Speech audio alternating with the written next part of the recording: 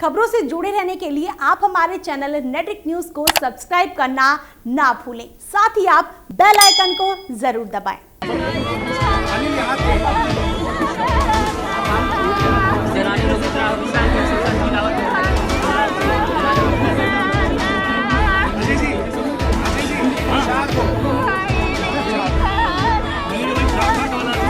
नमस्कार, नेट्रिक न्यूज देख रहे हैं आप। आपके साथ मैं हूं मानसी जायसवाल। उत्तर प्रदेश के सोनभद्र में जिले के उभभा गांव में सालों पुराने जमीन विवाद में 10 लोगों की मौत की खबर ने सियासत को गरमा दिया है। बता दें कि जमीनी विवाद को लेकर गांव के लोगों के बीच लड़ाई में 10 लोगों की मौत हो गई है। इसके बाद ग्राम प्रधान के पक्ष के लोगों की तरफ से गांव वालों पर गोलियां चला दी गई, जिसके बाद 25 लोग घायल हो गए हैं। बताया जा रहा है कि यह जमीनी विवाद आज का नहीं बल्कि सालों पुराना है, जिस पर कई बार विवाद होता रहता है। वहीं इस मामले में सीएम योगी आदित्यनाथ ने इस विवाद को कांग्रेस से जोड़ते हुए बता दिया। योगी ने कहा कि इस विवाद की नींव 1995 में रखी गई थी।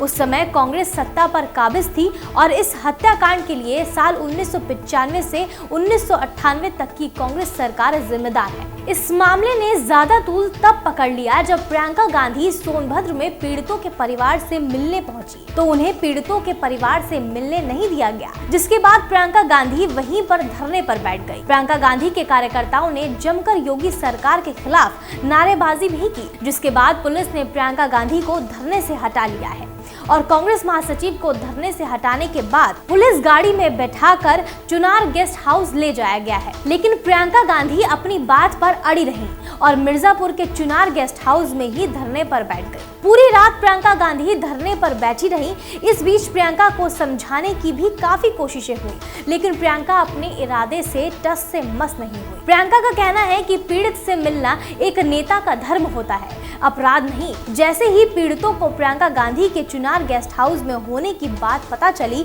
तो कुछ पीड़ित खुद प्रियंका से मिलने वहां पहुंचे। पीड़ितों ने प्रियंका से अपना दुख दर्द बांटा। पीड़ितों से मिलकर उनका दर्द सुनकर प्रियंका गांधी भावुक हो गई। पीड़ितों से मिलने के बाद एक बार फिर प्रियंका गांधी वापस से धरने पर बैठ गई हैं।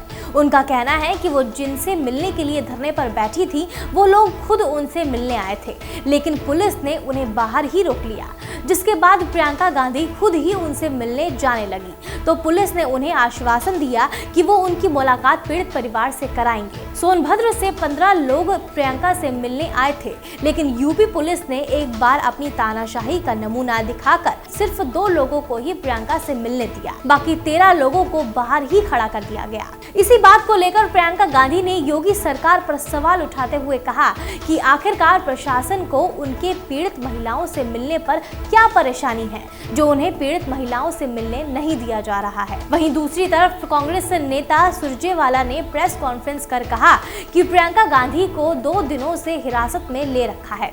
कांग्रेस महासचिव को कल से नजरबंद कर रखा है। उनका कसूर सिर्फ इतना है कि वो सोनभद्र में पीड़ित परिवार से उनका दर्द बांटना चाहती थी। योगी सरकार पर हमला करते हुए कहा कि सीएम योगी आदित्यनाथ की सरकार ने सोनभद्र के उभभा गांव को छावनी में तब्दील कर दिया है। किसी के गांव में आने और जाने पर भी रोक लगा दी गई है, जैसे वो पीड़ित गांव वाले बीजेपी सरकार की नजरों में पीड़ित न होकर कोई आतंकवादी हो। इसी के साथ कांग्रेस नेता ने सीएम योगी के उस बयान को भी झूठा करार दिया, जिसमें उन्होंने सोनभद्र नरसंहार को कांग्रेस से जोड़ दिया था। सुरजेवाला ने कहा कि 19 अक्टूबर 2017 को योगी सरकार ने आदिवासियों की जमीन को दोषियों के साथ मिलकर साजिश रची थी। बीजेपी आदिवासियों की जमीन पर कब्जा करना चाहती थी।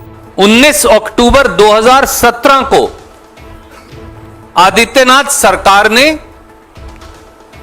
आदिवासियों की जमीन का गैर कानूनी तरीके से प्रमुख दोषी यज्ञदत्त भुर्तिया के हक में इंतकाल कर दिया। 24 जुलाई 2018 भारतीय जनता पार्टी की सरकार दोषियों के साथ मिलकर उन आदिवासी किसानों की जमीन पर कब्जा करवाना चाहती थी। प्रियंका गांधी को दोबारा धरने पर बैठने के बाद कांग्रेस के वरिष्ठ नेता प्रमोद तिवारी और राज्य के कई नेता राज्यपाल राम नाईक से मिलने पहुंचे। प्रियंका गांधी को सोनभद्र जाने से रोकने पर अब कांग्रेस ने राज्यपाल राम नाईक को ज्ञापन सौंपा है। इससे पहले कांग्रेस नेता प्रमोद तिवारी ने कहा कि बीजेपी सिर्फ अपने पाप छुपाने के लिए प्रियंका गांधी वाड्रा को पीड़ित परिवार से मिलने नहीं दे रही है। हमारी राज्यपाल से मांग है कि यूपी की सरकार संविधान के मौलिक अधिकारों का हनन कर रही है, इसे रोका जाना चाहिए। प्रियंका गांधी को सोनभद्र जाने का पूरा अधिकार है। ये मामला अब और कितना तूल पकड़ता है ये कहना तो थोड़ा मुश्किल है, लेकिन कांग्रेस का उल्टा सीएम योगी की सरकार पर आदिवासियों की जमीन पर कब्जा करने का आरोप लगाने के बाद बीजेपी अब शांत तो नहीं रहने वाली है। इसका मतलब साफ है कि अब इस मामले पर आगे आरोप प्रत्यारोप का दौर चलता रहेगा। फिलहाल के लिए इतना ही। ऐसी और वीडियोस के लिए आप हमारी वीडियोस को लाइक और शेयर जरूर करें और चैनल को सब्सक्राइब करना ना भूलें। आप देख रहे हैं नेट्रिक न्यूज, साहस सच कहने का।